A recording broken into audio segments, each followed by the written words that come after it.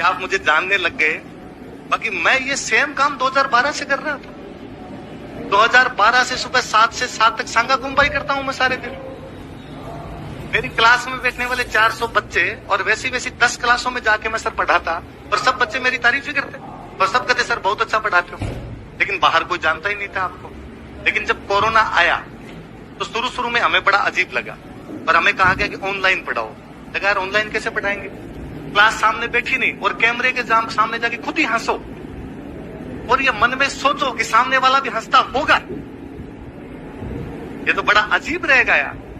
और फिर हमें और लगा कि यार अपने तो क्लास में कई चलता हुआ बातें भी कर जाते हैं, तो लगता है कि यार क्लास में तो बच्चों के सामने चल जाती है, किसी बड़े आदमी के सामने जाएगी तो लगेगा कि यार क्या ठेठ मूर्खों जैसे गांव की सी बातें करता रहता है।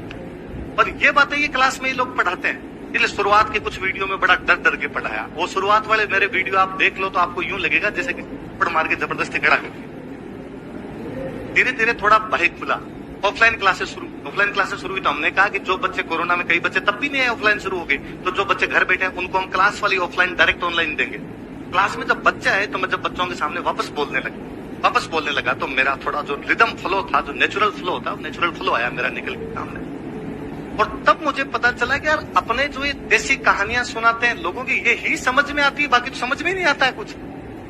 आज सुबह ही एक मेरे को साथी, उन्होंने कोचिंग खोल रखी है, मैं उन बच्चों से चर्चा कर रहा था, तब मैं कह रहा था कि मेरे को जब आजकल लोग आके कहते हैं कि सर हमारी मम्मी और पापा आपके वीडियो देखते, मुझे लगता है कि यार इससे उपलब्धि क्या होगी कि तुम पढ़ने वाले तो देखते नहीं हो, वे देखते हैं जिनका पढ़ाई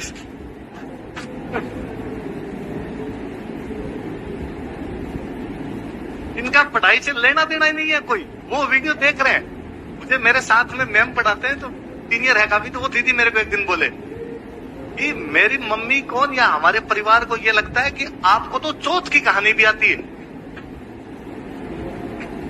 और महिलाएं जब चौथ का व्रत करती है तो आपसे कहानी सुन के खोल सकती है व्रत।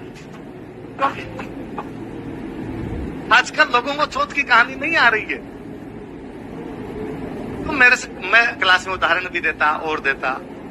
एक किसी यूं आपकी तरह बच्चों से कहीं चर्चा करने के लिए गया हुआ था, वहां मैं सर के बारे में बोला। मैंने कहा कि मैं अक्सर क्लासों में बोलता रहता था कि यार मैंने जो सीखा कि अक्सर लोग मुझे यूं कहते हैं कि सर आप अच्छा बोल लेते हो, अच्छा नरेट करते हो, आप स्टोरी टेलिंग अच्छी करते हो।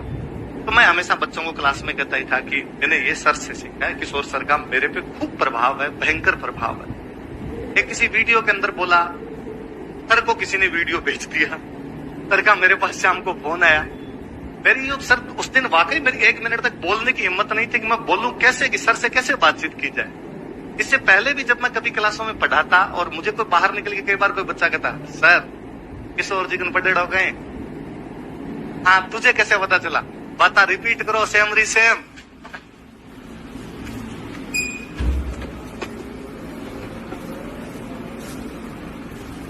मुझे लगता है ये तेरी गलती है, तू सर से पढ़ के भी फिर मेरे पास क्यों आया, फिर वही रह जाना चाहिए था। अब मेरे पास वही बातें जो सर से सीख के तो वही बताऊंगा यार, दूसरी तो कौन सी बात बताई जाए। आज मुझे लगता है कि मेरी जिंदगी में इससे बड़ा अचीवमेंट न प्राप्त किया है, न कभी कर पाऊंगा कि मैं आज सर के बराबर बैठा था और सर के सामने मैं बोल पा रहा हूँ। इधर लिटरली मैं आप बैठे हो इसलिए ऐसा कुछ ही नहीं, मेरा तारीफ करने का स्वाभाविक उद्गार है सर मेरे।